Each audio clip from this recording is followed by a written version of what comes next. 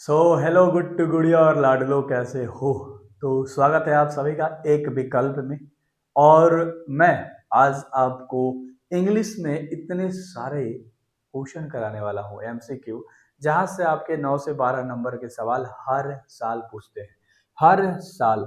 मैं अगर चैप्टर के राइटर की बात करूँ, राइटर कौन, देश जैसा राइटर को कौन सा अवार्ड मिला था, अवार्ड कब मिला था, और राइटर ने कौन सा किताब लिखा था, ये 5-6 ऐसे सवाल हैं जो कि आपको बहुत ज़्यादा घुमा के पूछता है, बहुत ज़्यादा घुमा के पूछता है। मैं इस वीडियो से आपके सारे डर को खत्म कर दूंगा, तो ध्यान से देखिएगा और इस नए, है ना, सिरे से मेरे को शुरुआत करने में मदद करिएगा। ठीक है, मदद कीजिएगा कि मैं काफ़ी अच्छा कर पाऊँ। ठीक है, जो मैंने टीम खड़ा किया है। ठीक है, आप सभी का ही सपोर्ट चाहिए। ठीक है, तो आई होप कि लाडलोस और लाडलियोस आप लोग मदद करोगे और बेहतर तरीके से, है ना, एक अच्छा नंबर आप लोग लेकर आने वाले हो। तो चलिए, सबसे पहला जो हमारे पास सवाल है, इंडियन सिविलाइजेशन एंड कल्चर, जो कि एक ऐसे है, क्या है बाबू, एक ऐसे है यानी कि निबंध है। इसके राइटर है महात्मा गांधी। महात्मा गांधी इंडिया से थे, बस इतना याद रख लेना। कहाँ के थे? इंडिया के थे। महात्मा गांधी कहाँ के थे? इंडिया के थे। कहाँ लिखा था? कहाँ लिखा था? Indian civilisation and culture. Indian civilisation and culture क्या है? क्या है? ऐसे है, एगो याद हो गया। दूसरा है Bharat is my home chapter, जो कि एक स्पीच है। क्या है? भाषण है। दूसरा chapter Bharat is my home क्या है? एक स्पीच है, भाषण है। इसका राइटर कौन है? डॉक्टर जाकिर हुसैन। कहाँ के थे? इंडिया के। पहला, दूसरा और तीसरा सवाल इंडिया के। पहला, दूसरा और तीसरा चैप्टर ही इंडिया के। पहला इंडियन सिविलाइजेशन एंड कल्चर, दूसरा भारत इज माय होम, तीसरा अ पिंच ऑफ स्नफ। सबसे जो पहला है, ठीक है, इंडियन सिविलाइजेशन, वो मतलब ऐसे है, निबंध है। दूसरा जो है भारत इज माय होम, आपका स्पीच है यानी कि भाषण है। और जो तीसरा चैप्टर है अ पिंच ऑफ स्नफ, यह एक शॉर्ट स्टोरी है जिसके राइटर मनोहर मालवणकर जी हैं। ये भी इंडिया के हैं। उम्मीद करता हूं कि ये तीनों सवाल आपको याद हो गया होगा बेशक बेहतरीन तरीके से। ये वीडियो जितना मिनट का है, ये आपके लिए रामबाण है। ठीक है, आप कभी भी देख रहे हो भाई साहब, सारे राइटर के बारे में आप, है ना, नॉलेज रखने वाले हो। और एक और चीज, मेरे पढ़ाने के बाद बहुत कॉपी होता है, क्योंकि मैं इंग्लिश पे बहुत रिसर्च करता हूँ। इतना कोई रिसर्च नहीं किया होगा और इतना इजी कंटेंट बना के आपको कोई नहीं देगा, मैं जहां तक जानता हूँ। अगला है आई हैव अ ड्रीम, आपका चौथा चैप्टर है, जो कि एक स्पीच है, जो कि एक भाषण है। आई हैव अ ड्रीम, बोलो मेरा एक स्वप्न है। राइटर कौन है बाबू? Martin Luther King junior. Writer कौन है? Martin Luther King junior. ये कहाँ के हैं? अमेरिका के। कहाँ के हैं?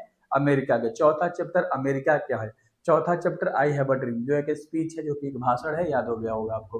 पांचवा है ideas that have help Mankind, जो कि एक ऐसे है, एक निबंध है। इसके राइटर है बर्ट्रैंड रसल। ये है ब्रिटेन के। कहाँ के? ब्रिटेन भी पूछता है या इंग्लैंड भी देता है ना। तो बहुत बच्चे कंफ्यूजन में रहते हैं कि सर ब्रिटेन क्यों लिखा है। भाई मेरे, ब्रिटेन और इंग्लैंड आपका ऑप्शन में देगा। तो आपने क्या याद किया? आराम से याद करो, मेरे साथ बोलते चलो, आपको अच्छे से याद होगा। हमने कहा आई हैव अ ड्रीम, मेरा एक स्वप्न है। मार्टिन लूथर किंग जूनियर ने लिखा है, जो कि एक अमेरिका के थे। और अगला छठा चैप्टर है द आर्टिस्ट, जो कि एक शॉर्ट स्टोरी है। और इसके राइटर है सिगा नोया। इसके राइटर कौन है? इसके राइटर है सिगा नोया। याद रख लेना, ये कहाँ के हैं? जापान के। कहाँ के हैं? छठा। ठीक है, सातवां चैप्टर है a child is born. A child is born एक क्या है? एक ऐसे है, यानी कि एक निबंध है। अच्छे से आपको बोलना है। अ चाइल्ड इज बोर्न क्या है? एक ऐसे है, एक निबंध है। इसका राइटर है जर्मन ग्रीर। कौन है? जर्मन ग्रीर जी हैं राइटर। ये कहाँ के हैं? ऑस्ट्रेलिया के हैं। कहाँ के? ऑस्ट्रेलिया के। यानी जर्मन ग्रीर कहाँ के हैं? ऑस्ट्रेलिया के। जर्मन ग्रीर ने क्या लिखा है? अ चाइल्ड इज बोर्न को लिखा है। किसको लिखा है? A child is born. अब चाइल्ड इज बोर्न क्या है? ऐसे, ऐसे बोलना है। ठीक है, तो अ चाइल्ड इज बोर्न एक ऐसे है जिसके राइटर जर्मन ग्रीर है और एक अमेरिका के राइटर है, सॉरी ऑस्ट्रेलिया के राइटर है। तो आपने इतना याद कर लिया, कहोगे ठीक है। अगला है how free is the press, जो कि एक ऐसे है। अगला आठवां chapter how free is the press, जो कि एक क्या है? ऐसे है, जिसको द्रोथली एल साहब ने लिखा है। एल का मतलब होता है लेह, जिनका पूरा नाम था। ठीक है, तो अच्छे से याद हो गया होगा, लेह शायर। तो ब्रोथली एल्सायर ने लिखा है, जो कि ब्रिटेन यानी इंग्लैंड के थी। और अगला भी ब्रिटेन है, यानी कि अगर आप देखोगे तो 8 चैप्टर और 9 चैप्टर दोनों ब्रिटेन के। How free is the press, the earth. How free is the press एक ऐसे है, और द अर्थ एक शॉर्ट स्टोरी है। द अर्थ एक शॉर्ट स्टोरी है। तो उम्मीद करता हूं अच्छे से आपको समझ में आ रहा होगा। और हाँ, वीडियो की क्वालिटी पे मत जाना, कंटेंट पे जाना। ठीक है, अभी क्योंकि लाइट अप सेटअप नहीं हुआ है, सारा स्टूडियो में अभी सारा चीज लगाना बाकी है, अभी नया नया स्टूडियो है। तो उधर से थोड़ा सा ना पीला पीला दिख रहा होगा बोर्ड पे, क्योंकि रिफ्लेक्शन आ रहा है, ठीक है। तो अच्छा कर दिया जाएगा, जस्ट रिलैक्स। तो इतना आपको याद हो गया होगा बाबू, 9 गो चैप्टर। उसके बाद हम आगे चलते हैं, जो हमारे पास 10वां और 11वां चैप्टर है, ठीक है। 10वां इंडियन थ्रू ट्रेवलर आई, जो कि पेरेल्सबर्ग ने लिखा है, अमेरिका की थी, और अगला रसिया। तो दो दो करके याद कर लो या तीन तीन करके याद कर लेना, ठीक है। तो ये क्या है, इंडियन थ्रू अ ट्रैवलर आई, जो कि एक ट्रेवलॉगी है, जो कि एक ट्रेवलॉगी है पेरेल्सबर्ग और अमेरिका की, ठीक है। कहाँ की, अमेरिका की। एक और चीज, ये हमारा व्हाट्सएप नंबर है बाबू, ठीक है। अगर आपको लगता है कि आपको जुड़ना चाहिए हम लोगों से, तो ये हमारा व्हाट्सएप नंबर है, यहाँ पर आप व्हाट्सएप करके पूछ सकते हो, ठीक है। अगर आप नया स्टूडेंट हो, बाकी पुराने स्टूडेंट हो, अब एग्जाम देने वाले हो आप लोग, तो आप लोग बस याद करके इतना नंबर फिक्स कर लो। लेकिन कुछ बच्चे ऐसे भी देखते होंगे जो कि ये चाहेंगे कि मेरा 10 से 12 नंबर फिक्स हो जाए, तो बाबू ऐसे ही मैं आपके सारे पढ़ाई करा देता हूँ। व्हाट्सएप करके आप जुड़ सकते हो, चैनल डिस्क्रिप्शन में लिंक है, ऐप वगैरह का डाउनलोड कर सकते हो। पूरा कोर्स बिहार का सबसे सस्ता कोर्स है इस बार, 26 से 27 वाला, ठीक है। आगे 28-29 वाले भी बच्चे देख रहे हैं तो भी देख लेना ऐप में, ठीक है। एक विकल्प नाम है। तो इंडियन थ्रू ट्रैवलर आई आपने देख लिया, जो कि एक ट्रेवलॉगी है। अब ट्रेवलॉगी क्यों है, क्योंकि इसमें जो राइटर है वो इंडिया घूमने आई है और अपने आंखों से इंडिया को देख रही है, एक नजारा, ठीक है। तो ये ट्रेवलॉगी है, पेरेल्सबर्ग ने लिखा है, अमेरिका की थी। अगला है अ मैरिज प्रपोजल, जो कि कॉमेडी है, ड्रामा है और वन एक्ट प्ले है, ठीक है। अ मैरिज प्रपोजल कॉमेडी है, ड्रामा है, वन एक्ट प्ले है।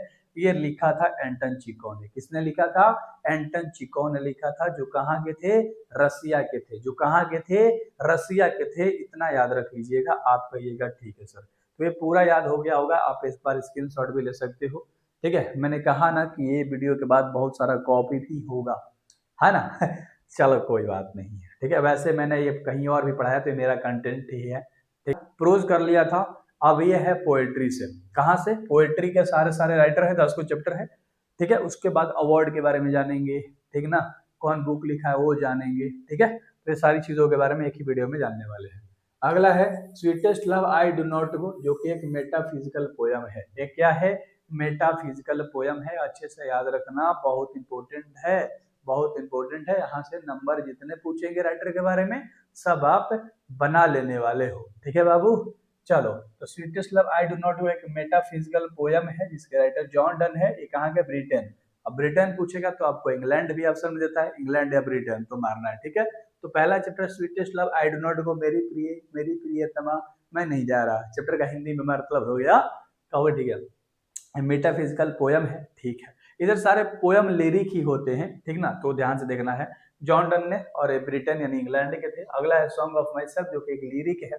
यह क्या है, यह एक लिरिक है, इसके राइटर है वॉल्ट विटमैन, जो कि कहाँ के थे, जो कि अमेरिका के थे। कहाँ के थे, अमेरिका के थे। और अगला है now the leaves are falling fast, जो कि एक लिरिक है। Now the leaves are falling fast, जो कि एक लिरिक है, इसके राइटर है W.H. ऑर्डन। ये कहाँ के है, ब्रिटेन यानी इंग्लैंड, ठीक है।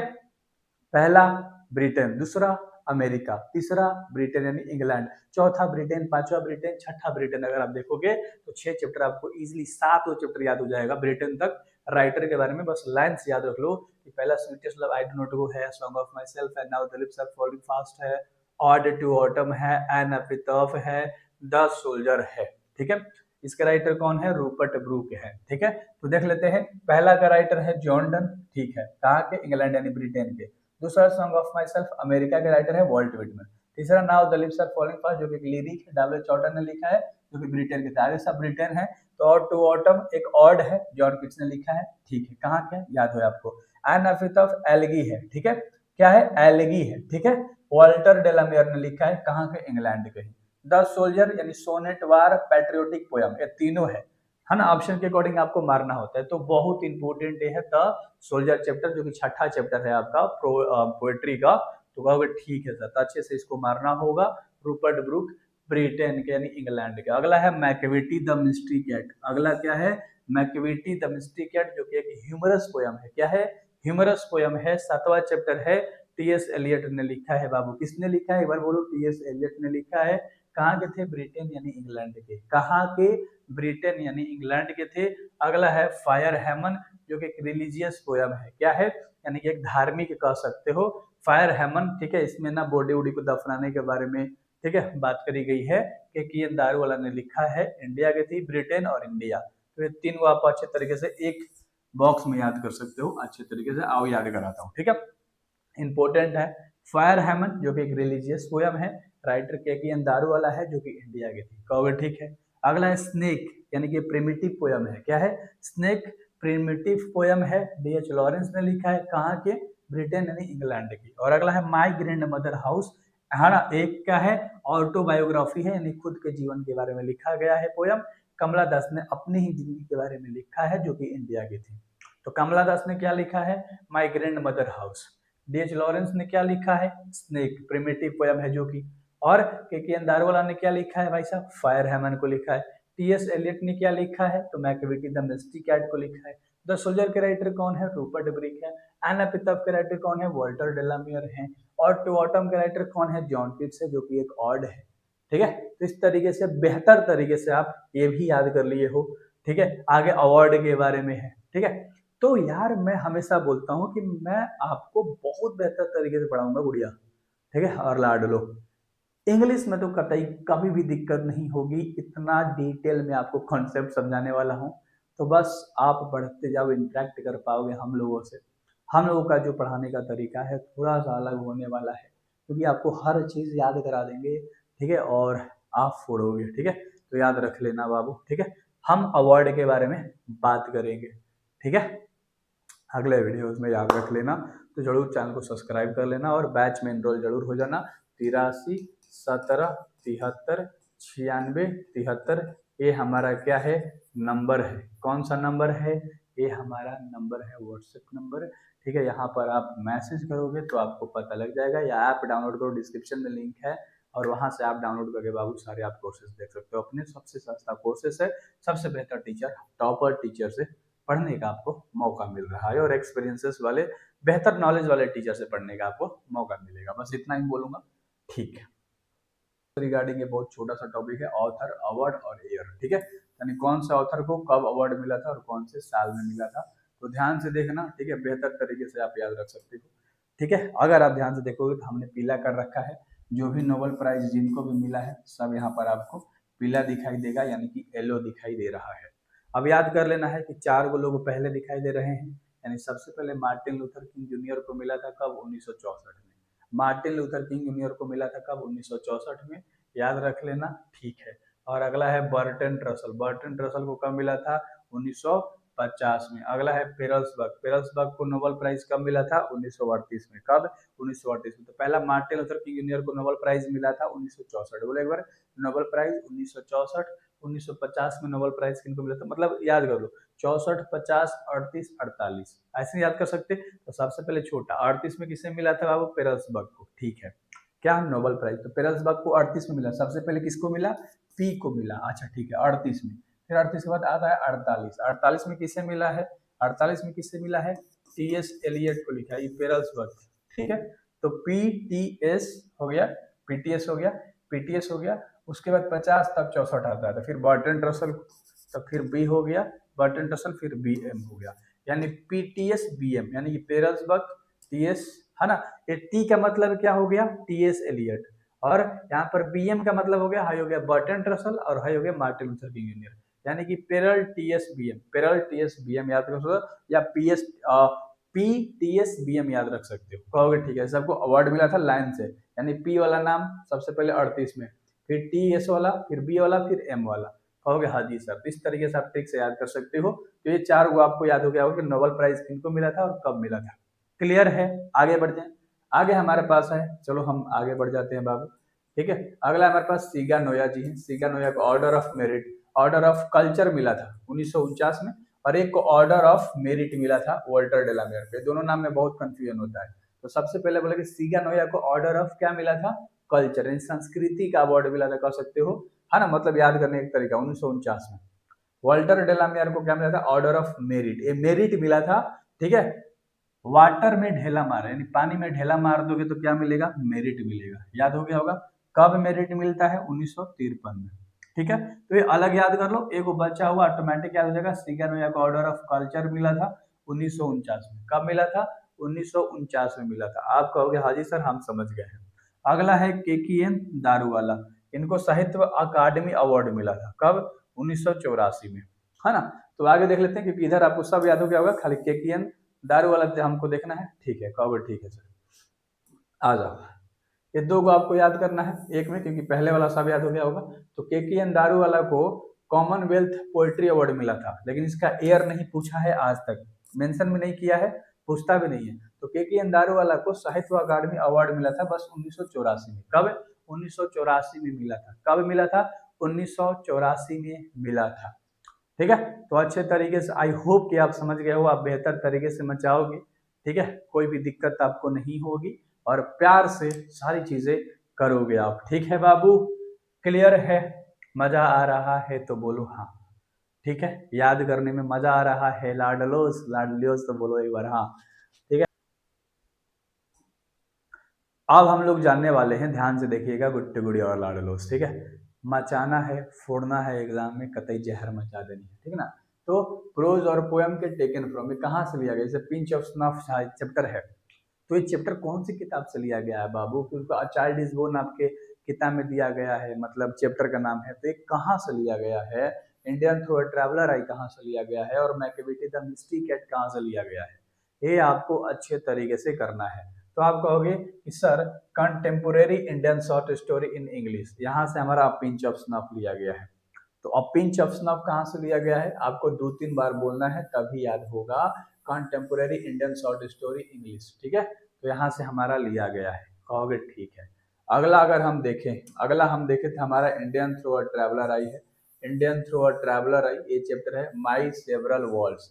ये कहाँ से लिया गया है? माई सेवरल वर्ल्ड्स। एक बार बोलो, माई सेवरल वर्ल्ड से लिया गया है क्या? ठीक है, यहाँ पर इंडियन थ्रू अ ट्रैवलर है। बीच में एक जगह हमने इसलिए छोड़ा है, अ चाइल्ड इज बोर्न लिया गया सेक्स एंड डेस्टिनी से, the politics of human fertility, जो कि पॉलिटिक्स ऑफ ह्यूमन फर्टिलिटी के बारे में है। तो मतलब सेक्स एंड डेस्टिनी पूछता है ना। तो इस तरीके से आप याद रख लेना कि कहाँ से लिया गया, पूरा नाम ही है ये। ठीक है, कहोगे ठीक है, द चाइल्ड इज बोर्न वहां से लिया गया है। मैकेविटी द मिस्ट्री कैट कहाँ से लिया गया है? तो old possum's book of practical cards. ठीक है, यहाँ से आपके लिए गए हैं क्या? Macavity the mystery cat. अब चारों याद हो गया होगा। अब पिंच ऑफ स्नफ कहाँ से लिया गया है? तो आराम से कहोगे कि कंटेम्पोरेरी, एक वर्ड याद रहेगा बस, आगे सब पकड़ लोगे। A child is born, a child is born कहाँ से लिया गया है? सेक्स एंड डेस्टिनी से, तो ये भी आपको याद हो गया, सेक्स एंड डेस्टिनी से, है ना। अ चाइल्ड इज बोर्न लिया गया। पहला चैप्टर हमने बताया था, अ पिंच ऑफ स्नफ कहाँ से लिया गया है बाबू?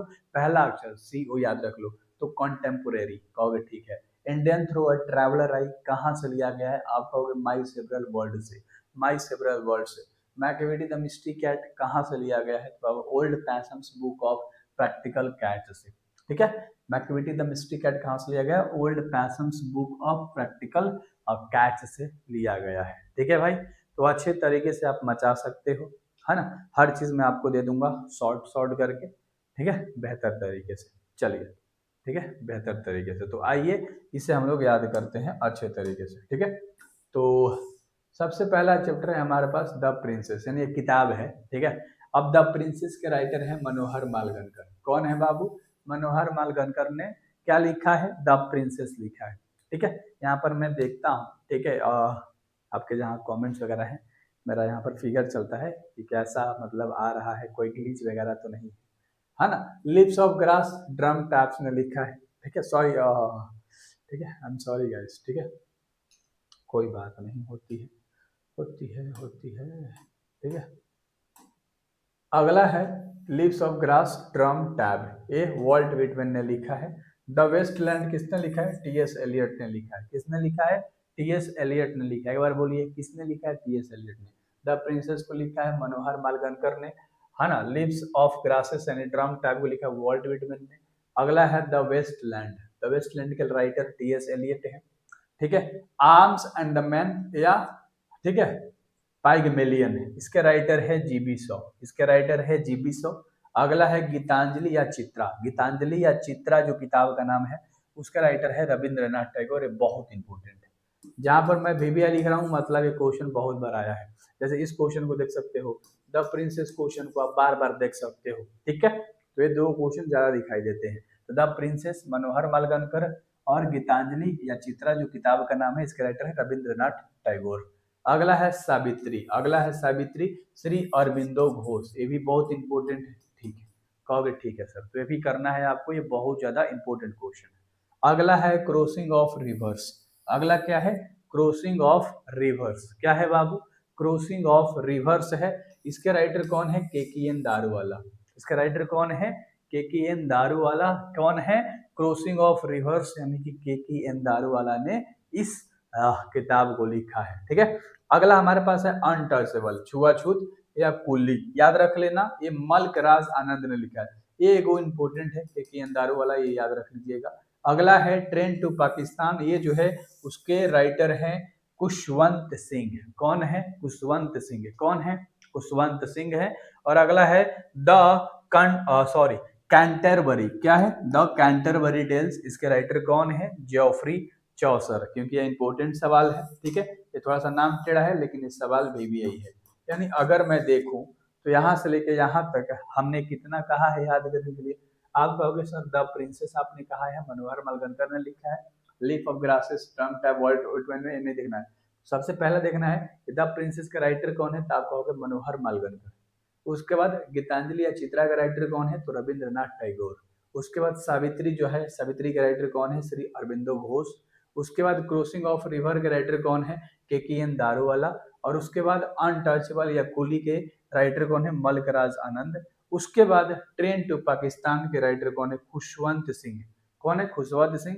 द कंटेम्पररी टेल्स यानी कि जियोफ्री चौसर, कौन है, जियोफ्री चौसर। ठीक है, कौन है, जॉफरी चर्सर, अच्छे से याद रख लेना।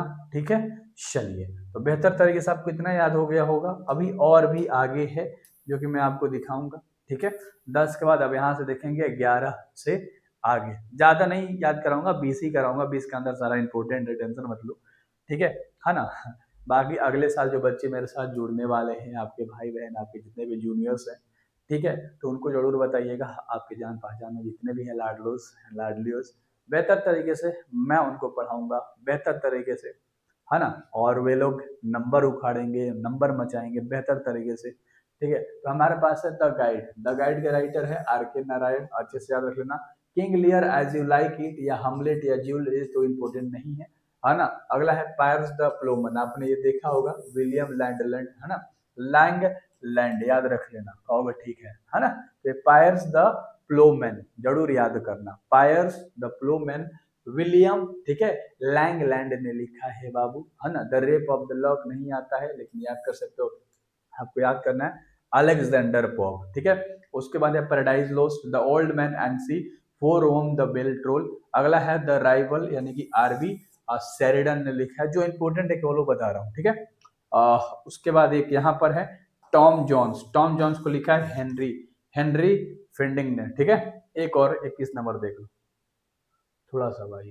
ठीक है, बस बस आप स्क्रीनशॉट में ले लो। ठीक है, तो ये सब आप थोड़ा सा कर सकते हो बेहतर तरीके से। आई होप आगे सपोर्ट करो, मैं मैराथन लेकर आऊंगा ऑब्जेक्टिव का, मैं सोच रहा हूँ। यहाँ थोड़ा सा नेटवर्क इश्यू है, वो समाधान हो जाए उसका, तो बेहतर तरीके से आप मचा सकते हो। So thank you very very much लाडलो एंड लाडलियोस, जरूर मदद करना, जरूर सपोर्ट करना। Thank you thank you thank you very much, bye bye.